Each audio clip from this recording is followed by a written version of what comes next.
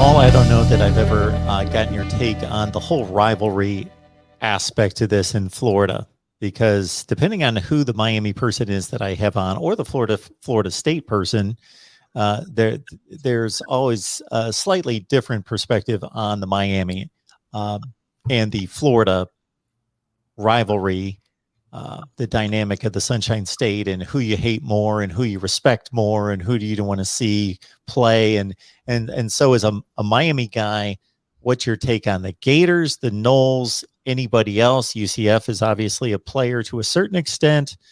And, where is most of your passion or venom directed? I think it's Notre Dame, to be honest. Oh, yeah. Okay.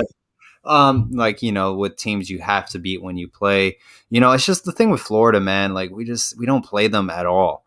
History wise, I think it was like every other year we used to play them, or it was after Orlando. The last time was it was Pro Player Stadium. We played them at home. We beat them. I think Driscoll was their quarterback then. Before then, it was with Tebow at Gainesville. We lost to them, and then we played them with the Brock Berlin comeback. So, it kind of loses its kind of, that competitiveness, that lust of the rivalry when you don't play them every other year, every single year. Where Florida State, we go at it every single season, even where we weren't in the same conference. So I think with Florida State, I think there's a huge respect amongst, Florida State, Bobby Bowden. Prayers to him and his family, what he's going through. Stand-up guy who, did things the right way and always scheduled Miami. He said, if we're going to be the best program in the nation, we have to beat the best. So, ton of respect to Bobby Bowden and a ton of respect to the Florida State football program. I think it's, a lot of brotherly love. And Florida's kind of like, their fan base is a little bit different. Like, they're not really obnoxious in the sense, they come across obnoxious and like kind of different, like you can sense they're being polite, but they're like faking it. I don't know. It's just odd. So like, they don't have like the worst fans, but they know, you can smell it in the air. You kind of get like that vibe. Like they just don't like you. Like they're judging you per se, because you're Miami. But I mean, we rarely play Florida now. So it definitely lost its steam, the rivalry. I still don't like them. I still want them to lose, because when Florida's winning football games, they're the most annoying people ever. Like, believe me, they're very yeah. You're right. I take that back. They're fairly obnoxious. So I know you're not looking past anyone. You've learned too much through the years for Miami to look past anyone. No. But Yeah, this season should come down to, and I'm not talking about like to try to get to a playoff. When I say the season, talking about the meaningful games are the ones in the conference to try to win a conference championship. It should come down to Miami at North Carolina. If you're looking at talent, who's got the best teams, who should have the best teams, that's what it should come down to. that is such an interesting matchup, Mark. Like every game Miami plays in Chapel Hill, whether they win or lose,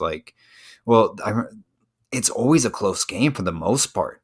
I mean, I can't remember the last time Miami has won a blown out game in Chapel Hill. It's always a shootout. It's probably going to be a night game. Sam Howell's probably either the best or the second best quarterback in college football. Their offense is stellar. I believe it was like it was literally a number. It was like 18 players or 20 players that started the game against Texas A&M or returning for North Carolina. Miami's returning a whole bunch of players as well. That's another game. I mean, I honestly think, does one loss in the ACC Coastal, does two losses in the ACC Coastal get you through the title game? I don't think so. I think one loss does. I think it's going to come down to Miami, North Carolina. North Carolina does have to play Virginia Tech first game of the season in Blacksburg. That's a tricky one right there for an upset alert. But man, I think one loss in the ACC Coastal gets you in. I don't think two losses does. I think you're playing with a lot of fire. And to finish off and honor D. Hernandez super sticker earlier, he's looking at just kind of an overview of the defensive backfield. Look, I think this is going to be the strongest secondary we've seen in Miami in a while, and I think I'm very confident in our play. keep forgetting about him because like he transferred in. Tyreek Stevenson, he's going to be a huge impact. Remember the name. It's going to be a game changer this upcoming season, and he might be the reason why we beat North Carolina, because we got to stop him throwing the football, because Sam Howell, he is going to put up numbers if we don't. He's one of the best quarterbacks in the nation. I love Phil Longo's offense. We better be ready to play, and it starts with our secondary. So Tyreek Stevenson is going to be the biggest difference maker on our secondary specifically.